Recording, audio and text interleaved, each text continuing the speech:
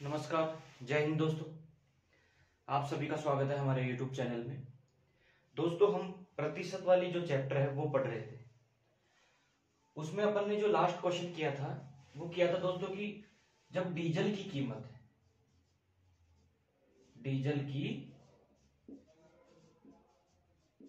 कीमत में 26%, डीजल की कीमत में 26% की वृद्धि होने के कारण एक व्यक्ति अपने जो व्यय था व्यय में केवल 15% की वृद्धि करना चाहता है। दोस्तों, क्वेश्चन मुझे क्या कह रहा था कि डीजल की कीमत में 26% की वृद्धि होने के कारण कोई व्यक्ति अपने व्यय में केवल 15% का ही वृद्धि करना चाहता था, तो उसको अपनी जो खपत है वो कितने प्रतिशत कम करनी होगी। खपत कितने प्रतिशत कम करनी होगी। देखो दोस्तों, मैंने हमेशा आपको कहा था कि जब भी हम प्रतिशत में किसी भी वैल्यू को आधार लेंगे तो वो लेंगे हम 100%। जैसे हमने लिया कि 100%, वो कितनी बढ़ गई, 26% बढ़ गई, यानी 126 हो गई। वो क्या चाहता है, व्यक्ति चाहता है केवल 15% बढ़ाना।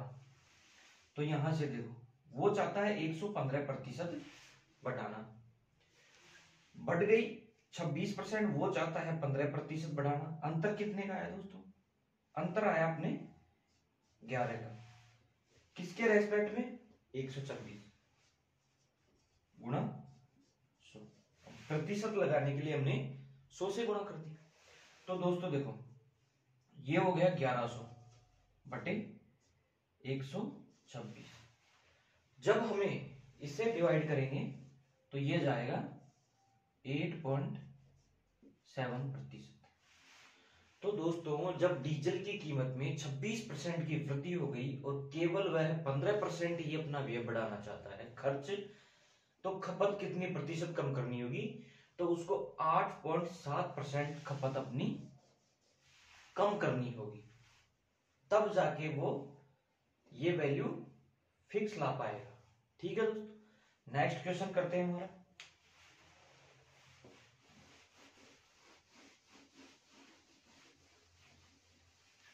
अगला क्वेश्चन है दोस्तों, देखो इससे रिलेटेड ही है।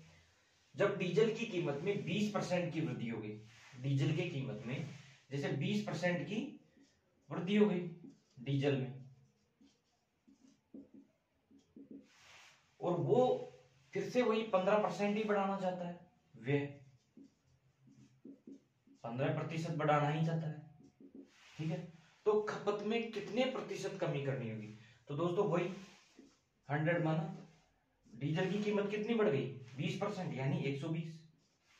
वो कितना बढ़ाना चाहता है? 15, यानी 115। अंतर कितने का? 5 का, बटे 120 गुणा 100।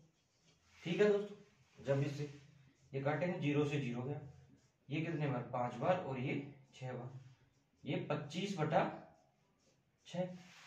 तो 6 चौका 24, एक बच गया, पॉइंट लगा दिया 0 का, 6 एकम 6, फिर 4 बच गया, 0 लगा, 6 6 36। तो उसको जो अपनी खपत है वो 4.16% कम करनी होगी। ठीक है दोस्तों, अब हम नेक्स्ट क्वेश्चन करते हैं। ठीक है दोस्तों, अगला क्वेश्चन है हमारा कि दो संख्याओं में छोटी संख्या का 20% है। देखो, पहले तो हम वो संख्या ही मानेंगे, छोटी संख्या, छोटी संख्या अपन ने x मान ली, और बड़ी संख्या अपन ने y मान ली। तो ये कहना क्या चाह रहा है दोस्तों कि छोटी संख्या के 20%, छोटी संख्या का 20% यानी x का 20% बराबर बड़ी संख्या यानी y के 14% के बराबर है। ये क्या कहना चाह रहा है दोस्तों कि छोटी संख्या का 20% बड़ी संख्या के 14% के बराबर है। इतना ही दोस्तों अपन क्वेश्चन पढ़ते हैं, आगे नेक्स्ट आगे बढ़ेंगे। यहां से सॉल्व करेंगे, 100 से 100 कट गया, ठीक है। यहां से काटा कितनी बार 10 और ये हो गया 7, तो यानी x अनुपात y, इनका अनुपात कितना है 7:10, ठीक है। देखो बड़ी संख्या अपन ने y मानी थी तो 2y के नीचे 10 आ गया, छोटी संख्या अपन ने x मानी तो x के नीचे 7 आ गया, ठीक है। जब ये कह रहा है कि दोनों संख्याओं का योग, दोनों संख्याओं का, देखो क्या कह रहा है कि दोनों संख्याओं का योग बराबर कितना 8,942, 8,942 है। तो दोस्तों हम यहां से नहीं कर सकते, 10 और 7 17, 17 बराबर 8,942। तो देखो काटेंगे 17 5 85, हाँ 4 बच गए, 4 होता है, 17 दूना 34, कितना बच गया 10 बच गया, तो होता है 17 चिकी 102, तो यानी 1 बराबर कितना आ गया 526। अब ये पूछ रहा है बड़ी संख्या पूछ रहा है, लेकिन अपन दोनों संख्या ही निकालते, देखो x बराबर भी और y बराबर। x बराबर तो क्या है, देखो 1 बराबर 526, तो 526 गुणा 7, ये तो हो गई अपनी छोटी संख्या, तो 7 छकी 42, 42 का 2 आंसर की 4, 7 दूनी 14 और 4 18 का 8 आंसर की 1, 7 पंजों 35 और 1 36। तो छोटी संख्या तो ये आ गई। अब आती है बड़ी संख्या, बड़ी संख्या y बराबर कितना है 10, 1 बराबर 526, तो 10 बराबर 10 से गुणा करेंगे तो 5260, यानी ये हो गई बड़ी संख्या, और ये पूछ भी यही रहा था, तो ये हमारा आंसर हो गया, ठीक है दोस्तों। देखो पहले उसने कहा छोटी संख्या का 20% बड़ी संख्या के 14% के बराबर है।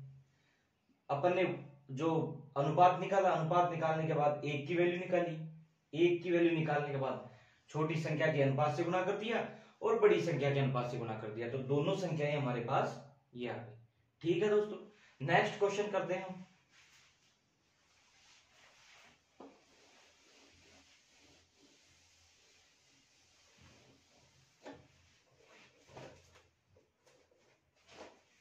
अब हमारे पास आता है दोस्तों कर्मचारियों के वेतन के बारे में।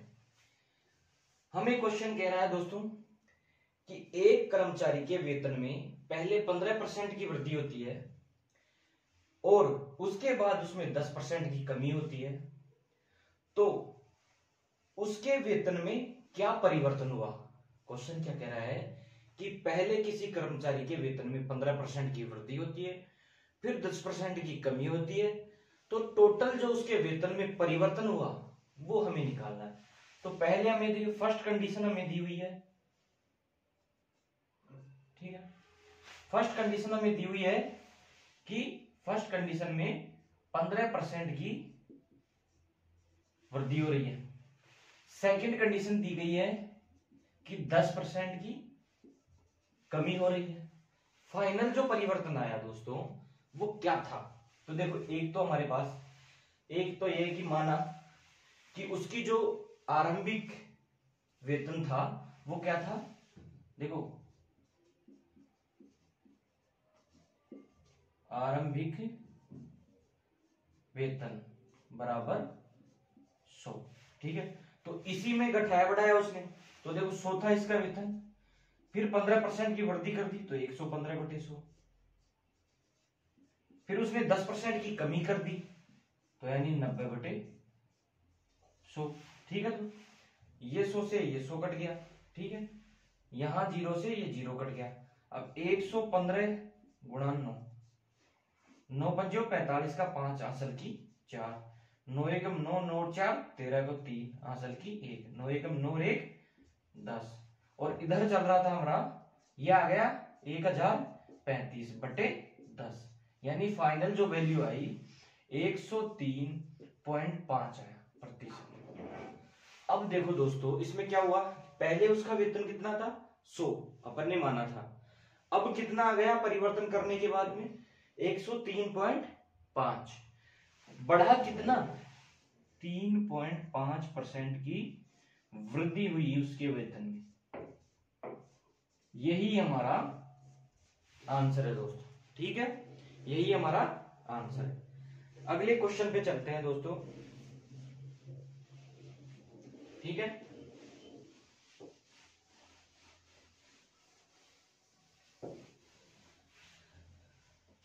हमारी नेक्स्ट टाइप है दोस्तों जनसंख्या के आधार पर, जनसंख्या को बेस मानकर जनसंख्या के क्वेश्चन करेंगे। देखो कैसे, हमें कई बार दिया होता है कि फर्स्ट ईयर में जो फर्स्ट ईयर में जनसंख्या 10% बढ़ गई,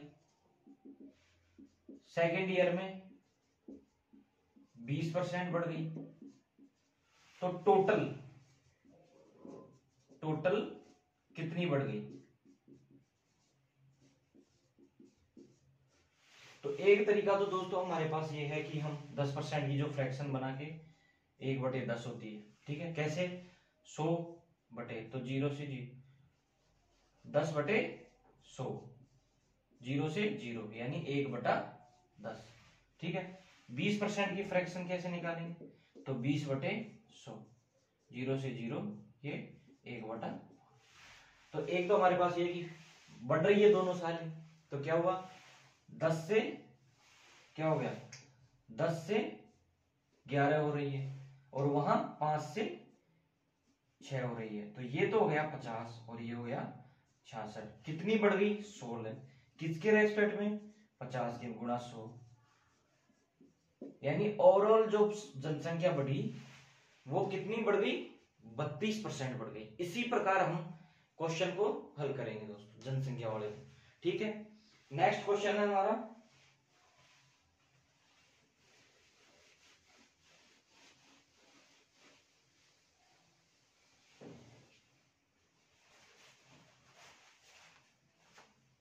ठीक है। हमारा क्वेश्चन है कि एक शहर की जनसंख्या पहले वर्ष 30% बढ़ती है, ठीक है, अगले वर्ष 15% कम हो गई। यदि वर्तमान जनसंख्या 11,050 है तो 2 वर्ष पहले जनसंख्या क्या थी। देखो पहले इसने क्या कहा कि फर्स्ट ईयर पहले वर्ष कितनी बढ़ गई, ठीक, कितनी बढ़ी 30% बढ़ती है, 30% बढ़ती है। दूसरे वर्ष 15% कम हो गई,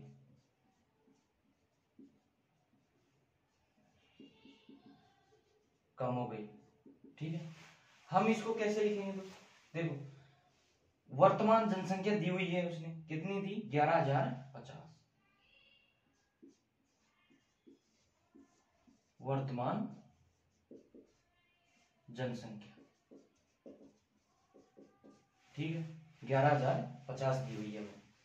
अब देखो जब 30% की हम फ्रैक्शन वैल्यू निकालेंगे तो क्या होगा 30/100, 0 से 0, ये कितने होगी 3/10, और 15% की जब फ्रैक्शन वैल्यू निकालेंगे तो 15/100 बराबर 3/ कितनी आ गई 20, ठीक है, ये हो गया हमारा।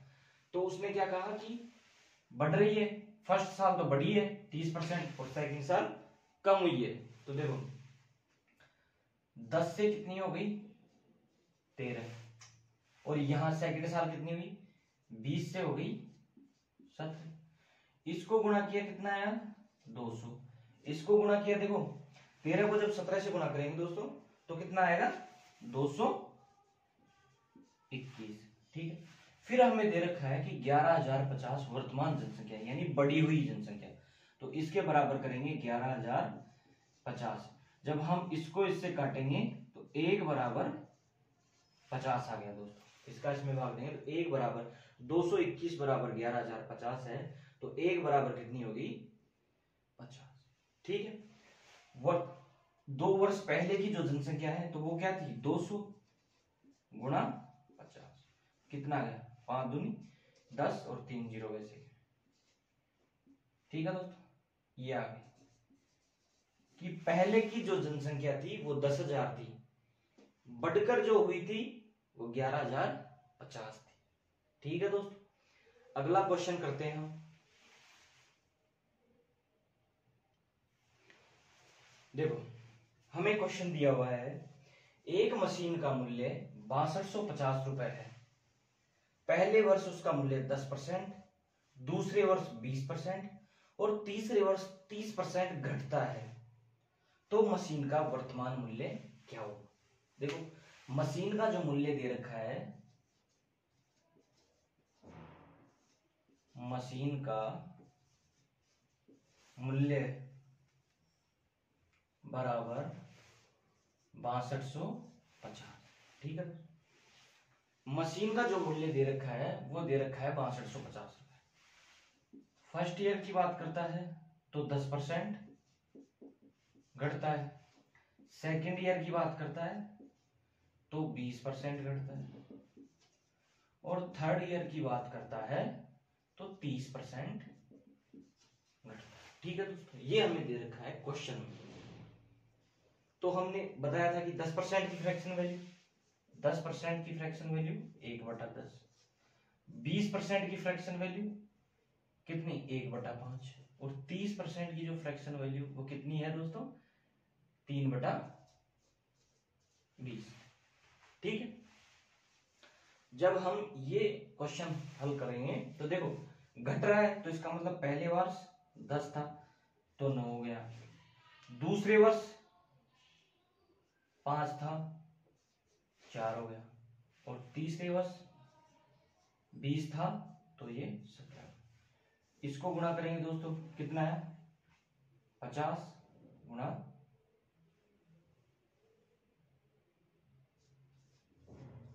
1000 हो गया। ठीक है, इसको जब गुणा करेंगे दोस्तों तो कितना है हमारे पास, हाँ 20 से नहीं दोस्तों, ये 3/10 है तो ये हो गया, यानी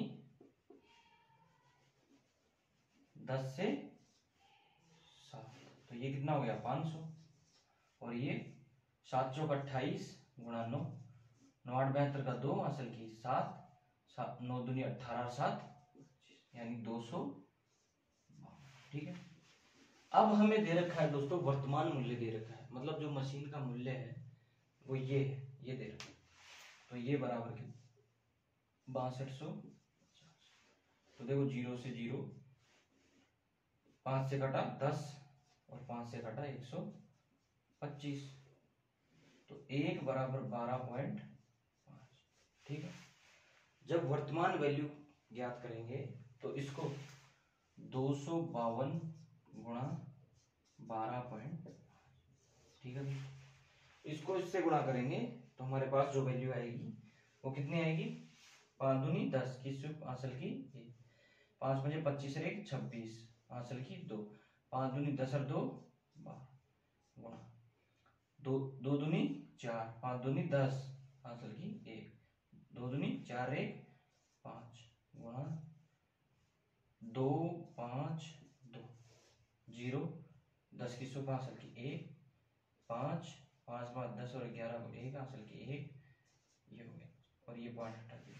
तो पहले जो उसकी कीमत थी वो कितनी थी दोस्तों, उसकी पहले 6250 रुपए कीमत थी, वर्तमान जो कीमत आई वो कितनी 3150। यही हमारा आंसर। ठीक है, नेक्स्ट क्वेश्चन करते हैं हम दोस्तों। अब हमारे जो क्वेश्चन आते हैं वो आय और व्यय पे आते हैं। देखो जब भी हम किसी की आय मानेंगे तो वो 100% मानेंगे। ठीक है, अगर वो इसमें से 50% खर्च करता है तो 50% की बचत करता है, अगर वो इसमें से 40% खर्च करता है तो 60% की बचत करता है। इसी प्रकार दोस्तों हम ये समझेंगे कि किसी भी व्यक्ति की जो आय होगी वो हमेशा 100% होगी। ठीक है, तो इसका है दोस्तों, देखो आय बराबर खर्च प्लस बचत, यानी इनकम बराबर एक्सपेंडिचर प्लस सेविंग। ठीक है, कि आय, खर्च और बचत को अगर ऐड कर दें हम तो हमारे पास आय आ जाए। अब दोस्तों क्वेश्चन क्या कह रहा है, क्वेश्चन कह रहा है एक व्यक्ति अपनी आय का 65% व्यय करता है।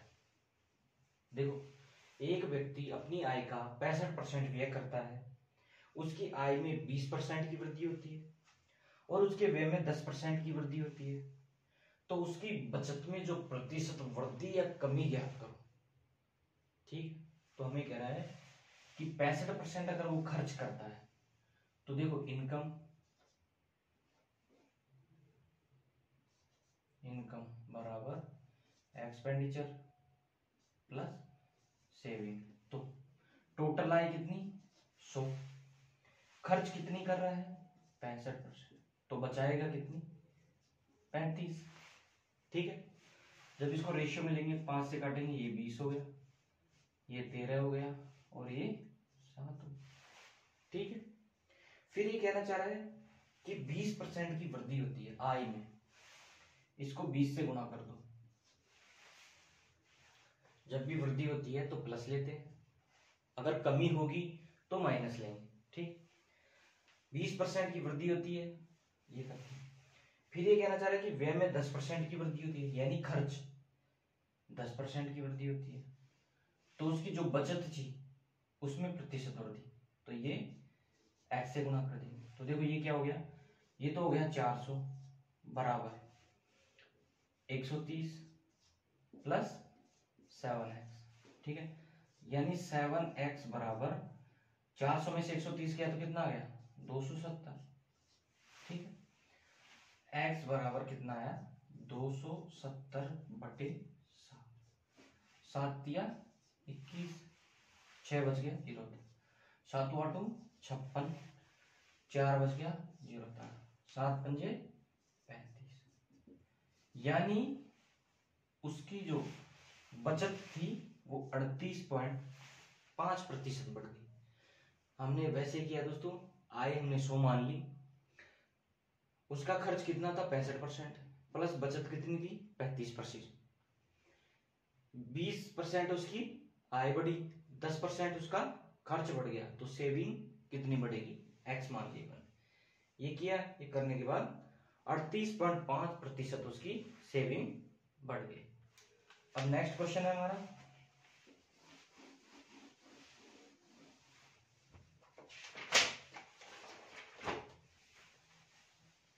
अगला क्वेश्चन है मासिक आय का जो 60% खर्च करता है। एक व्यक्ति अपनी मासिक आय का 60% खर्च करता है और उसकी आय में 60% की वृद्धि होती है और खर्च में 90% की वृद्धि होती है, तो बचत में प्रतिशत वृद्धि या कमी बताओ। ठीक है, तो वो क्या कह रहा है दोस्तों, आय देखो इनकम उसकी कितनी है एक्सपेंडिचर प्लस सेविंग, इनकम कितनी थी 100, खर्च कितनी कर रहा है 60, तो बचत कितनी होगी 40। ठीक, यही तो दिया हुआ है भाई, जब खर्च दे दिया हमें तो टोटल आय कितनी है 100%, खर्च कर रहा है 60, बचत कितनी होगी 40। फिर ये कहना चाह रहा है कि जो इसको रेशियो में बदलेंगे 5 3 और ये देख लो। ठीक, 60% की वृद्धि होती है इसके इनकम में, 60 से मल्टीप्लाई कर, इसके खर्च में जो वृद्धि होती है वो 90% की होती है। ठीक, 90% की इसके खर्च में वृद्धि होती है, तो इसके बचत में कितनी, तो मल्टीप्लाई x। ठीक, इससे गुणा किया, ये हो गया 300 बराबर 9 तिया 27, 270 प्लस 2x। जब 2x बराबर 30, ठीक है, 300 में से 270 गया तो 30, तो x बराबर कितना है 30/2 बराबर 15%। यानी मान पॉजिटिव में आया है, इसका मतलब ये हुआ कि उसकी जो बचत थी वो 15% बढ़ गई, 15% बढ़ गई, और यही हमारा आंसर है। ठीक है दोस्तों, नेक्स्ट क्वेश्चन है हमारा,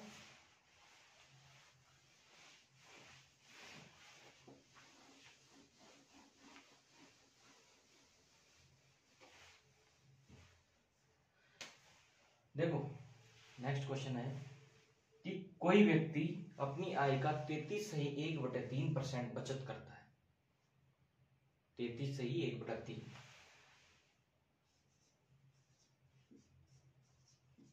ये बचत करता है,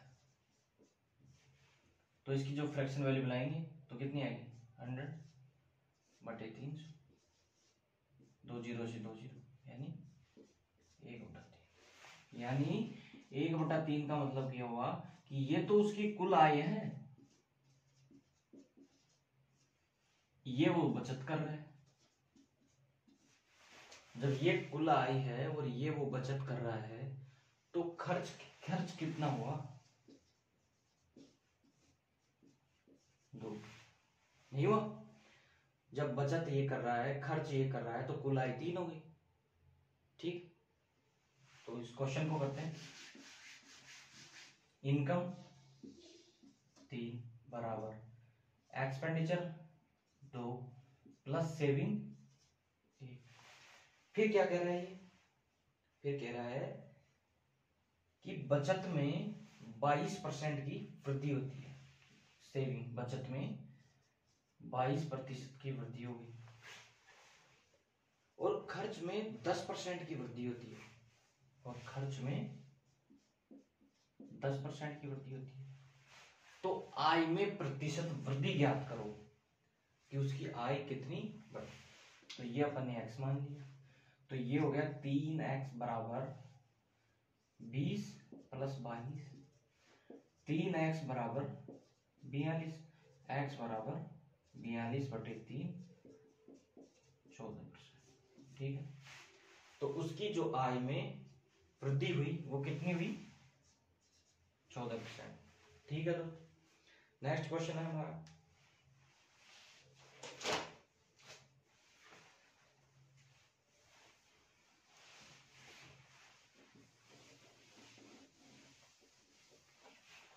हम कर रहे थे पहले तो कि भाई बचत भी बढ़ रही थी, खर्च भी बढ़ रहा था। अब करेंगे कि बचत भी कम हो गई, खर्च भी कम हो गया, या फिर बचत कम हो गई खर्च बढ़ गया, या फिर खर्च बढ़ गया बचत कम हो गई। ये कंडीशन तो हम पहले कर रहे थे, अब कंडीशन करेंगे। ठीक, तो देखो इसमें क्या हुआ, क्वेश्चन में दे रहा है कि आय का 80% खर्च करता है। कोई व्यक्ति अपनी आय का 80% खर्च करता है, आय में 12% की वृद्धि होती है और बचत में 10% की कमी होती है, तो वह कितने प्रतिशत वृद्धि या कमी हो। देखो इनकम क्या थी उसकी 100, एक्सपेंडिचर प्लस सेविंग, खर्च कितना करता है 80%, तो बचत कितनी हुई 20, तब जाके तो ये हो गया 100%। इसको काटा 1, ये 4 और ये हो गया 5, 20 से काट दिया अपन। ठीक है, फिर आगे क्या कहा उसने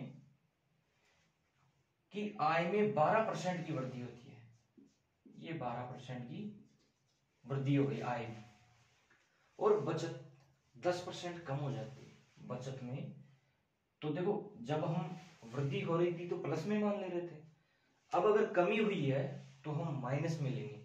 तो देखो 10% की कमी यानी माइनस के 10%। या कमी होगी। ये कितना हो गया 60, और इसको मान लिया अपन ने x, तो 60 बराबर 4x माइनस के कितना हो गया 10, ये 10 इधर आया तो कितना हो गया 4x बराबर 70, तो x बराबर कितना हुआ 70/4 यानी 35/2 यानी 22.5। मान अगर प्लस में आया तो वृद्धि होती है, ठीक है। 22.5% की वृद्धि होगी। पहले हमें क्वेश्चन कहा गया कि किसी व्यक्ति की आय 100% थी, 80% वो खर्च करता है, 20% वो बचाता है, फिर उसकी आय में 12% की वृद्धि हो गई और बचत में 10% की कमी हो गई, तो उसका जो खर्च था वो कितना बढ़ा या घटा, तो आया फाइनल वैल्यू 22.5% उसकी वृद्धि हो गई बचत में, ठीक है। नेक्स्ट क्वेश्चन दोस्तों हमारा,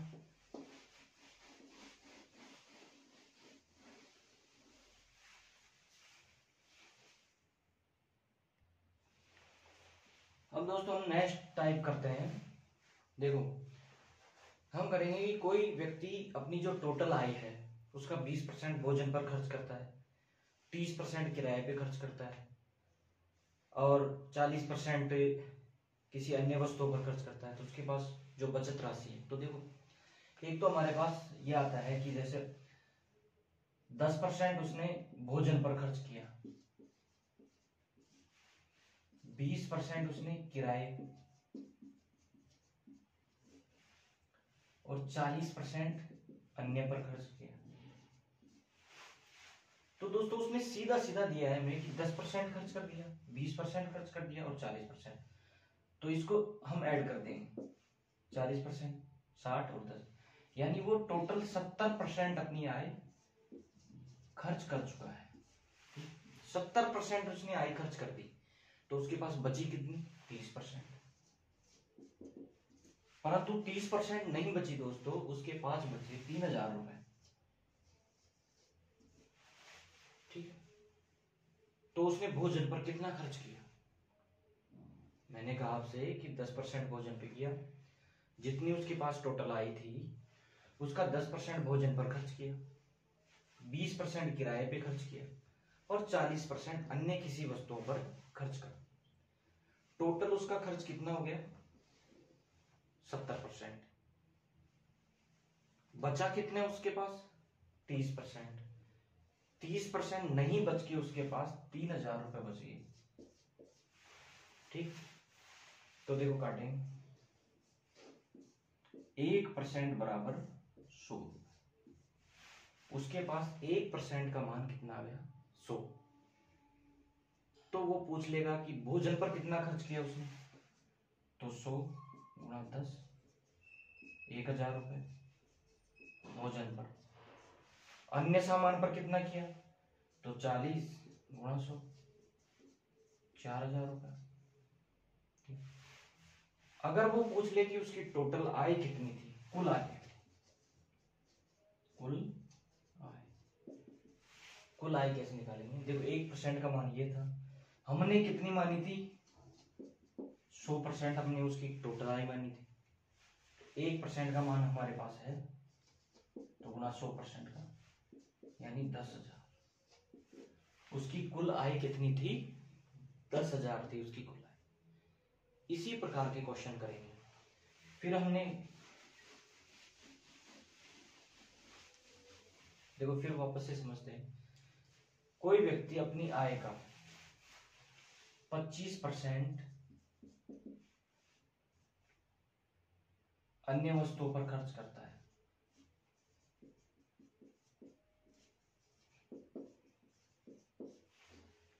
40% भोजन पर